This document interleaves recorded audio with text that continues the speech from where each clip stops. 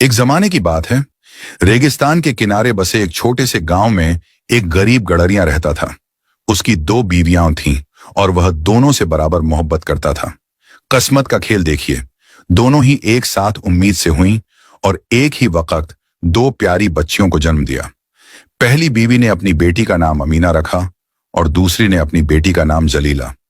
दोनों बच्चियां बेहद खूबसूरत थीं, लेकिन खुशियां ज्यादा देर तक टिक न सकीं। अमीना की मां बीमार पड़ गई और कोई इलाज काम न आया।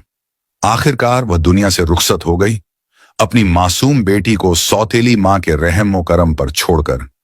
वक्त गुजरता गया, दोनों लड़कियां बड़ी होने लगीं, लेकिन अमीना की जिंदगी मुश्किलों से भर गई। उसकी सौतेली मां उसके साथ नाइंसाफी करती। जब दोनों को भेड़ें चराने भेजती तो जलीला के थैले में लजीज खाना भर देती और अमीना को बस एक सूखी रोटी थमा देती। घर में भी यही हाल था। सारे मुश्किल काम अमीना के हिस्से आते और जलीला को आराम मिलता। अमीना सब कुछ सहती रही। उसने कभी अपने अब्बा से शिकायत नहीं की, क्योंकि उसे मालूम था उसकी सौतेली मां ने उन पर ऐसा जादू कर दिया है कि वे हर बात में उसी की मानते हैं। लेकिन इस सख्त जिंदगी में भी अमीना के पास एक सच्चा सहारा था, एक सफेद बकरी जो उसने बचपन से पाली थी। वो बकरी सिर्फ जानवर नहीं थी, वो उसकी हमदर्द थी, उसकी दोस्त थी। अमीना हंसती तो वो भी खुश होती और जब अमीना रोती तो वो भी उदास हो जाती। वो बकरी हर रोज झुंड को संभालती ताकि अमीना ज्यादा थके नहीं और जलीला से दूर ही रहती, क्योंकि उसकी नीयत साफ नहीं थी। गांव के पास पहाड़ के किनारे एक बूढ़ी औरत भी रहती थी। किसी को नहीं पता था कि वो कहां से आई है। वो अक्सर रास्ते में बैठी रहती और गुजरने वालों से थोड़ा खाना मांगती। जब जलीला वहां से गुजरती तो वो उसका मजाक उड़ाती और बिना कुछ दिए चली जाती। लेकिन जब अमीना आती तो वो ठहर जाती, मुस्कुराकर कहती, लीजिए चाची, मेरे पास थोड़ा ही है, मगर आप भी खाइए। उस बूढ़ी औरत का दिल भर आता। वो अमीना के लिए दुआ करती और उसकी मरहूम मां के लिए भी। एक दिन वो बूढ़ी औरत चरागाह में पहुंची और उसने जलीला को देखा। वो आराम से बैठी थी, सामने कपड़ा बिछा था और उस पर जौ की रोटी और भुना हुआ चिकन रखा था। बूढ़ी औरत ने सोचा, शायद ये लड़की कुछ खाना दे दे, लेकिन जलीला ने उसकी तरफ देखा तक नहीं और मुंह फेर लिया। बस यही बात बूढ़ी औरत के दिल को लग गई। उसकी आंखें गुस्से से भर गईं और उसने कहा, सुनो लड़की, तुम्हें रास्ते में दो पानी की धाराएं मिलेंगी, एक काली और एक सफेद। काले पानी से मुंह धोना और वहीं पीना, सफेद पानी के पास भी मत जाना। अगर ऐसा किया तो तुम और भी हसीन हो जाओगी, इंशा अल्लाह। जलीला ने तिरछी नजर से देखा और हंसते हुए बोली, तुम पागल हो गई हो क्या? मैं रोज इस रास्ते से जाती हूं, वहां कोई पानी नहीं है। जाओ यहां से, मेरा मूड खराब कर दिया। बूढ़ी औरत चुपचाप आगे बढ़ गई, लेकिन उसके दिल में अब गुस्सा भर चुका था। थोड़ी दूर जाकर उसे अमीना मिली। वो जमीन पर बैठी थी और उसके आसपास चिड़ियाओं जमा थीं, जो उसकी रोटी के टुकड़े खा रही थीं। बूढ़ी औरत ने प्यार से पूछा, तुम अपनी बहन के साथ क्यों नहीं खा रही? अमीना ने हल्की मुस्कान के साथ जवाब दिया, वो किसी को अपने पास नहीं बैठने देती। चाची, आप आइए, मेरे साथ जो है वही खा लीजिए। बूढ़ी औरत की आंखों में नरमी आ गई। उसने दुआ दी और धीरे से कहा, सुनो बेटी, तुम्हें भी वही दो पानी की धाराएं मिलेंगी, एक काली, एक सफेद। काले पानी से मुंह धोना और वहीं पीना, सफेद पानी से धोखा मत खाना, चाहे वो कितना भी साफ क्यों ना लगे। मेरी बात याद रखना, वरना पछताओगी। अमीना हैरान तो हुई, लेकिन उसने अदब से सिर झुकाकर कहा, जी चाची, मैं आपकी बात जरूर मानूंगी। और यहीं से शुरू होती है अमीना की किस्मत बदलने वाली एक अजीब और जादुई दास्तान। जैसे जैसे सूरज ढलने लगा, अमीना धीरे धीरे घर की तरफ लौटने लगी। उसका पेट खाली था, क्योंकि उसने अपना थोड़ा सा खाना बूढ़ी औरत और उन मासूम परिंदों के साथ बांट दिया था। चलते चलते अचानक उसकी नजर सामने पड़ी और वो ठिठक गई। उसके सामने दो झरने थे, एक का पानी काला था और दूसरा चांदी की तरह चमकता सफेद। अमीना हैरान रह गई, ये कैसे हो सकता है? सुबह तो यहां कुछ भी नहीं था। उसने दिल ही दिल में कहा। वो धीरे धीरे सफेद पानी के पास गई। पानी इतना साफ था कि जैसे शीशा हो। दिल किया बस उसी से पी ले। लेकिन तभी उसे बूढ़ी औरत की बात याद आई। उसका दिल एक पल को डोल गया। फिर उसने खुद को संभाला और काले पानी की तरफ हाथ बढ़ाया। जैसे ही उसने पानी को चेहरे के पास लाया, उसमें से कस्तूरी जैसी खुशबू आई, एक अजीब सी सुकून देने वाली महक। अमीना ने वह पानी पी लिया और जैसे उसके अंदर नई ताकत भर गई हो, उसने अपनी मशक भी उसी पानी से भर ली और घर की तरफ बढ़ गई। कुछ देर बाद वहीं जलीला भी पहुंची। उसने भी वहीं 2 झरने देखे और चौंक कर बोली, तो वो बूढ़ी औरत सच कह रही थी। फिर उसकी नजर सफेद पानी पर पड़ी जो चांदी की तरह चमक रहा था। उसने मन ही मन सोचा, ये बूढ़ी औरत मुझे धोखा देना चाहती थी। काला पानी जरूर गंदा होगा, तभी मुझे वहीं पीने को कहा। जलीला मुस्कुराई और बिना सोचे समझे सफेद पानी की तरफ बढ़ गई। उसने उससे मुंह धोया और जी भर के पिया। वाह, कितना ताजा पानी है! उस झूठी बूढ़ी औरत को तो मैं देख लूंगी। लेकिन जैसे ही वो घर पहुंची, एक अजीब सा हादसा हुआ। उसके बदन से इतनी भयानक बदबू आने लगी जैसे सालों से उसने नहाया ही ना हो। उसकी मां घबरा गई, उसे फौरन गुसल खाने ले गई, नहलाया, साफ किया, लेकिन कुछ भी काम ना आया। थोड़ी देर बाद वही बदबू वापस। आखिर मजबूर होकर उसकी मां ने उस पर इत्र और खुशबूदार तेल मलना शुरू किया। उधर अमीना की दुनिया बदल रही थी। दिन ब दिन उसकी खूबसूरती बढ़ती जा रही थी। उसका चेहरा नूर से भर गया था। भले ही उसे अच्छा खाना न मिलता, लेकिन वो उसी पानी से पीती थी जो उसने झरने से लाया था। वही पानी उसकी भूख मिटा देता, उसे ताकत देता और उसकी रौनक बढ़ाता जाता। दूसरी तरफ जलीला की हालत बिगड़ती गई। उसकी खूबसूरती मिटती जा रही थी और चेहरा मुरझाता जा रहा था। एक दिन उसकी मां ने पूछा, क्या हो गया है मेरी बेटी? तुम दिन ब दिन ऐसी क्यों हो रही हो? जलीला ने बहाना बनाया, शायद आंखों की बीमारी है। लेकिन फिर उसने सारी कहानी सुना दी, झरनों वाली, बूढ़ी औरत वाली। उसकी मां सब समझ गई और गुस्से में बोली, ये सब तेरी बेवकूफी का नतीजा है। तूने बात नहीं मानी और देख, अमीना तुझसे ज्यादा अक्लमंद निकली। फिर उसने कहा, चल मुझे वो जगह दिखा। दोनों वहां पहुंची, लेकिन वहां कुछ भी नहीं था। न कोई झरना, न काला, न सफेद, बस सूखी मिट्टी और पत्थर। अब मां बेचैन हो गई।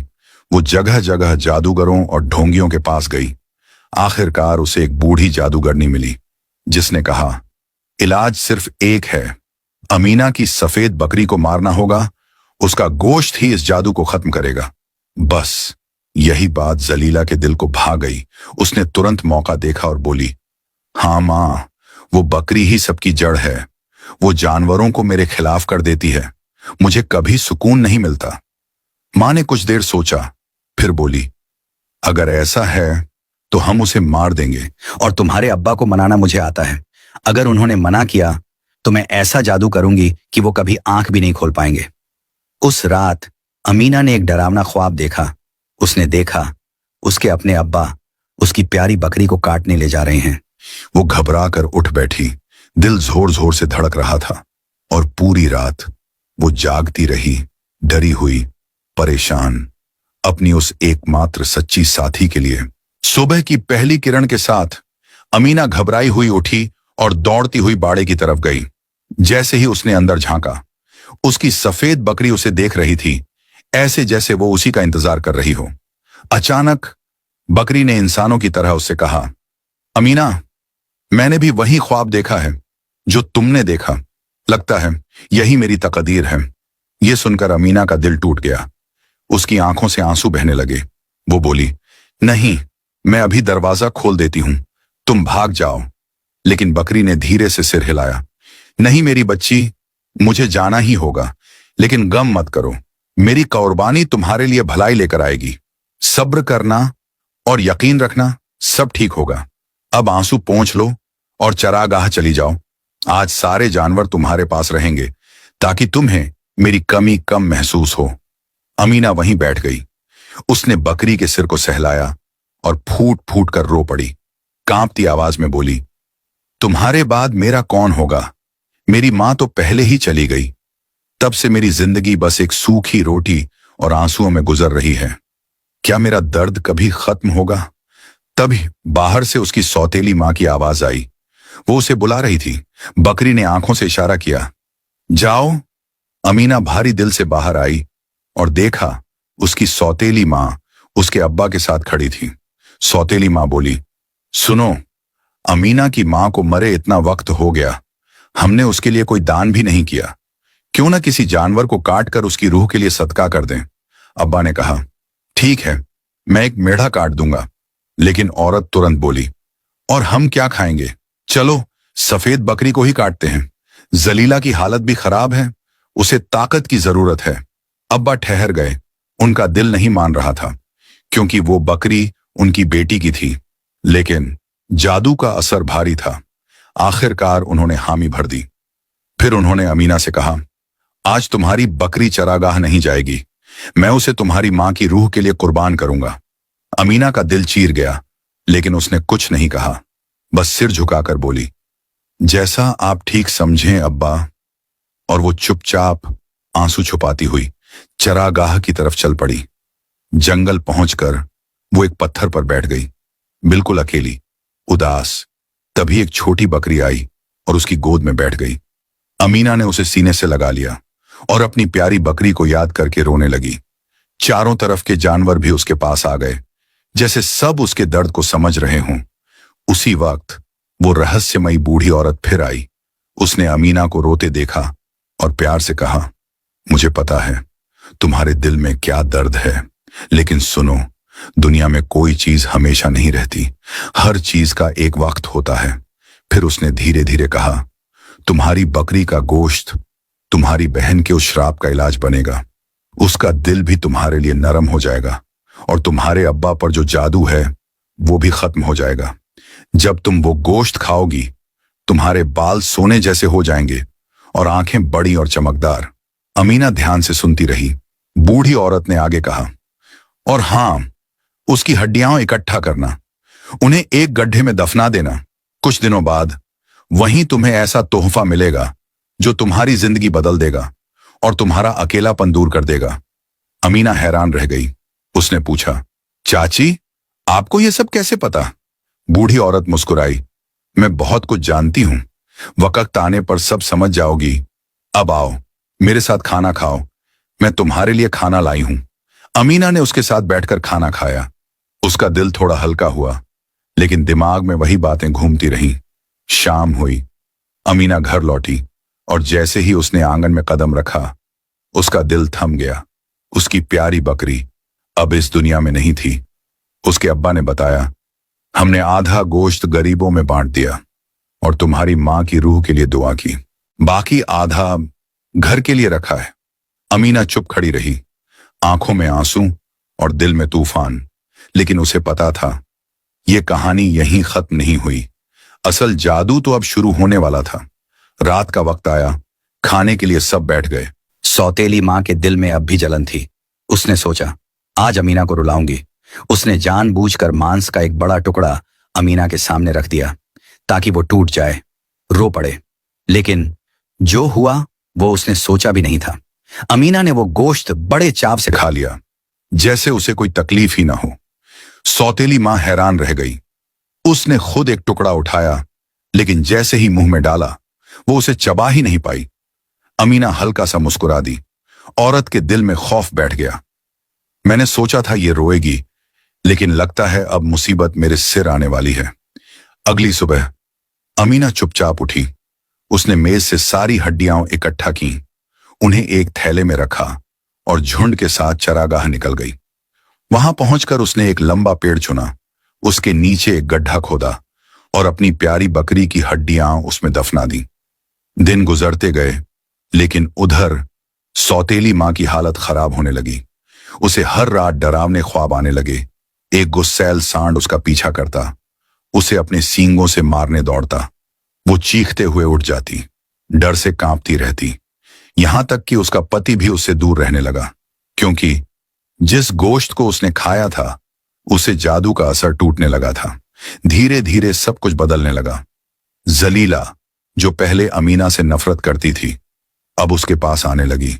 उसके साथ बैठती, खेलती। उसकी बदबू भी खत्म होने लगी और उसकी खूबसूरती वापस लौटने लगी।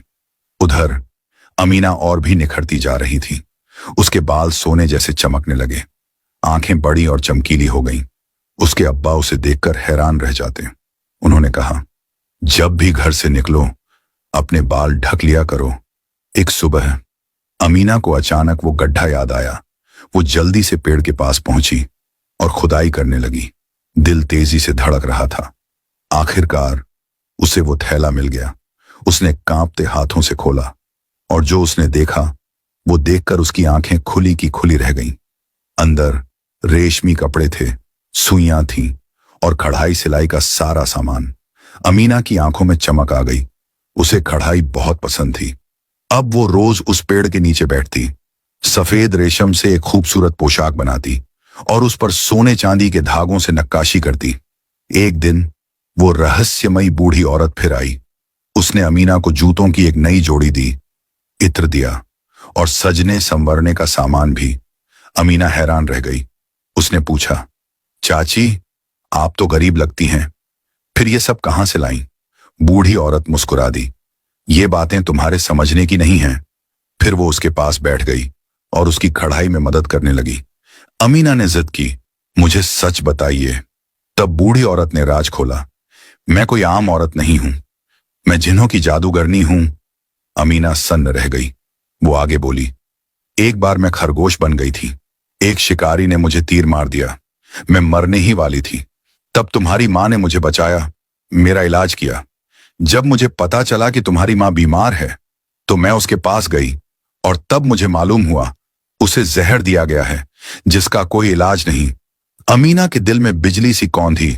बूढ़ी औरत ने कहा, वही मैं थी जिसने तुम्हें सफेद बकरी भेजी ताकि वो तुम्हारी दोस्त बने।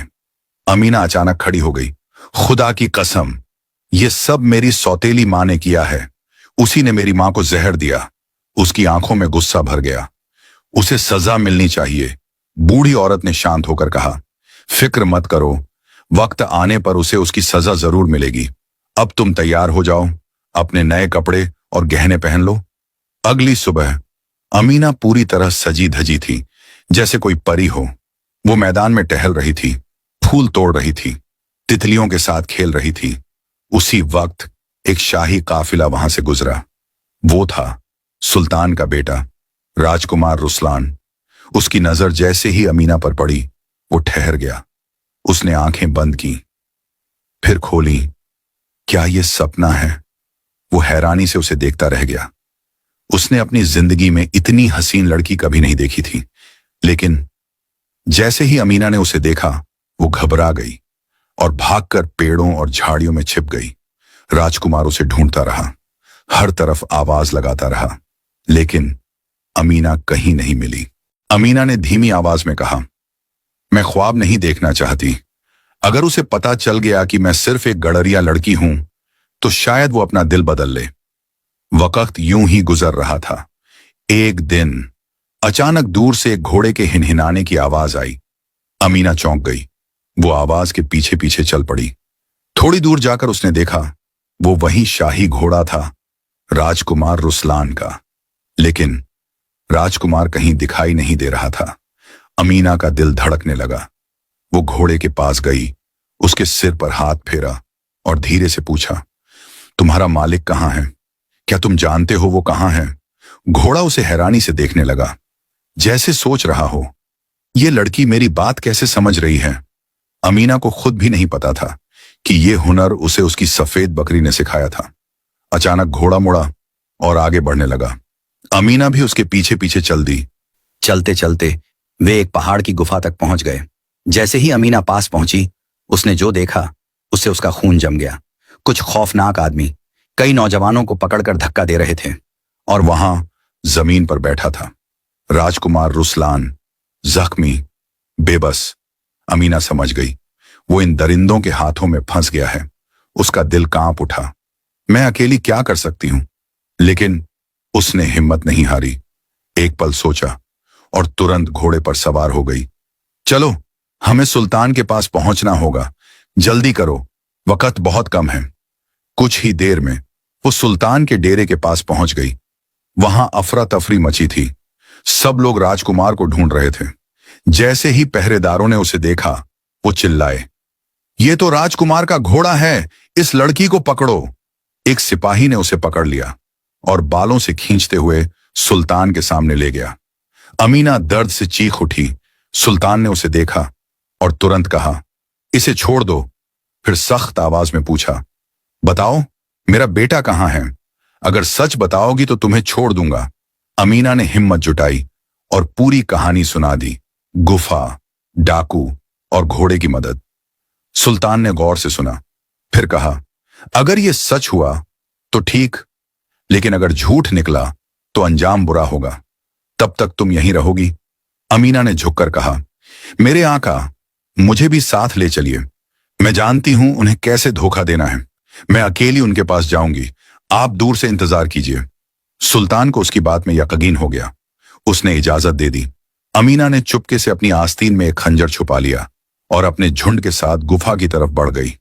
जैसे ही डाकुओं ने उसे देखा, वे खुशी से चिल्ला उठे, वाह, क्या इनाम मिला है। उन्होंने उसे पकड़ लिया, हाथ बांध दिए। उनका सरदार बोला, ये लड़की तो बहुत कीमती है, इसे बेचकर अच्छा दाम मिलेगा और ये जानवर हमारा खाना बनेंगे। उन्होंने 5 भेड़ें काटी, खाना बनाया और जी भरकर खाया। फिर पेट भरने के बाद सब गहरी नींद में सो गए। बस यही मौका था। अमीना ने धीरे से खंजर निकाला, पहले अपने हाथ खोले, फिर बाकी लड़कों लड़कियों के बंधन काटे, धीरे से फुसफुसाई, जल्दी भागो पेड़ों की तरफ। सब भागने लगे, लेकिन डाकुओं को आहट मिल गई। वे घोड़ों पर सवार होकर पीछे दौड़े। तभी अचानक सामने सुल्तान और उसकी सेना आ गई। डाकू घबरा गए और जंगल में इधर उधर भाग गए। राजकुमार और बाकी सब बच गए। अमीना वापस लौटी। राजकुमार उसके साथ था पूरे रास्ते। राजकुमार उसे देखता रहा। उसकी आंखों में शुक्रिया और मोहब्बत दोनों थे। सुल्तान ने यह सब देखा और हल्की सी मुस्कान दी। उसने दिल ही दिल में सोचा, ये लड़की मेरे बेटे के लायक है। जब वे डेरे पहुंचे, अमीना ने जड़ी बूटियों से राजकुमार के जख्म पर पट्टी बांधी। फिर बोली, अब मुझे जाना होगा, बहुत देर हो गई है और 5 भेड़ों का नुकसान मेरे सिर आएगा। सुल्तान ने कहा, फिक्र मत करो, मैं खुद तुम्हारे घर आऊंगा, तुम्हारे अब्बा से तुम्हारा हाथ मांगूंगा और उन 5 भेड़ों के बदले 50 भेड़ें दूंगा। उधर घर में बेचैनी फैल चुकी थी। अमीना के अब्बा परेशान थे। शाम ढल चुकी थी और वो अभी तक नहीं लौटी थी। जलीला रो रही थी। कहीं उसे जंगली जानवरों ने, लेकिन सौतेली मां के दिल में कुछ और ही चल रहा था। काश वो कभी वापस ना आए। जैसे मैंने उसकी मां से छुटकारा पाया, वैसे ही उससे भी उसकी आंखों में लालच चमक रहा था। अब ये घर सिर्फ मेरा और मेरी बेटी का होगा। लेकिन किस्मत कुछ और ही लिख चुकी थी। थोड़ी ही देर बाद अमीना के अब्बा ने घोड़ों की टापों की आवाज सुनी। उन्होंने खिड़की से बाहर झांका और जो देखा वो देखकर दंग रह गए। सुल्तान का शाही काफिला आ रहा था और सबसे आगे उनकी बेटी अमीना राजकुमार के साथ सवारी कर रही थी। वो दौड़ते हुए बाहर आए।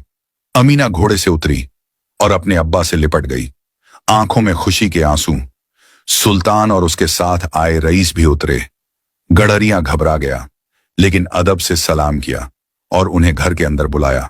उसने अपनी बीवी और जलीला को आवाज दी, जल्दी मेहमानों के लिए खाना पानी लाओ। जब सब बैठ गए, सुल्तान ने मुस्कुराकर कहा, तुम्हारी बेटी बहुत बहादुर है, इसने मेरे बेटे की जान बचाई है। फिर उसने पूरी कहानी सुनाई और कहा, मैं 5 भेड़ों के बदले 50 भेड़ें दूंगा। गडरिया अभी हैरानी से उभरा भी नहीं था कि सुल्तान ने एक और बात कह दी, मैं तुम्हारी बेटी का हाथ अपने बेटे के लिए मांगता हूं। यह सुनकर तो जैसे उसके होश उड़ गए। और सुल्तान यही नहीं रुका, सोना चांदी तो होगा ही, साथ में 100 बकरियां, 100 घोड़े और उतनी ही भेड़ें भी दूंगा। उधर रसोई के दरवाजे के पीछे खड़ी सौतेली मां यह सब सुन रही थी। उसकी आंखों में जलन आग बन गई। मैं तो चाहती थी ये कभी वापस ना आए, और ये तो राजकुमार को अपने जाल में फंसा कर ले आई। ये कपड़े, ये हार, ये सब इसे कहां से मिला? नहीं, मैं इसे खुश नहीं रहने दूंगी। राजकुमार से शादी तो मेरी बेटी जलीला करेगी। बस उसने अपनी पुरानी जादू की किताब निकाली वो उसमें ऐसा जादू ढूंढने लगी जिससे राजकुमार अमीना से नफरत करने लगे। उसी वक्त जलीला कमरे में आई। उसने मां को देखा और समझ गई कुछ गड़बड़ है। वो बोली, अम्मी, आप क्या करने जा रही हैं? क्या अब भी जादू टोना छोड़ेंगी नहीं? मां फुसफुसाई, चुप रह। अमीना तुझसे बेहतर नहीं है। मैं उसे राजकुमार से शादी नहीं करने दूंगी। बस यहीं जलीला बदल चुकी थी। उसने तुरंत वो किताब छीनी और आग में फेंक दी। धुआं उठने लगा। मां गुस्से से चिल्लाई, तूने ये क्या किया? मैं तुझे सिखाऊंगी सबक। वो झाड़ू उठाकर मारने ही वाली थी, तभी एक आवाज गूंजी, लगता है तुमने धोखे और गुनाह के अलावा कुछ नहीं सीखा। सब ठिठक गए। दरवाजे पर वही बूढ़ी औरत खड़ी थी। सौतेली मां चिल्लाई, तू यहां कैसे आई? निकल जा। बूढ़ी औरत मुस्कुराई, क्यों? क्या तुम्हारे शौहर को सच जानने का हक नहीं? औरत बोली, तुम कुछ नहीं जानती। लेकिन बूढ़ी औरत ने सख्ती से कहा, मैं सब जानती हूं। तुमने ही अमीना की मां को झड़ दिलवाया था। कमरे में सन्नाटा छा गया। जलीला रो पड़ी, अम्मी, क्या ये सच है? औरत के पास कोई जवाब नहीं था। जलीला ने गुस्से में कहा, बस अब आप इस घर में नहीं रहेंगी। अभी चली जाइए। आप जैसी औरत के साथ कोई सुरक्षित नहीं। उसी पल बूढ़ी औरत ने अपना चेहरा ढका और जब हाथ हटाया तो वो एक बेहद खूबसूरत औरत बन चुकी थी। वो बोली, अब पहचानो मुझे। मैं जिन्हों की जादूगरनी हूं और अमीना की मां मेरी दोस्त थी।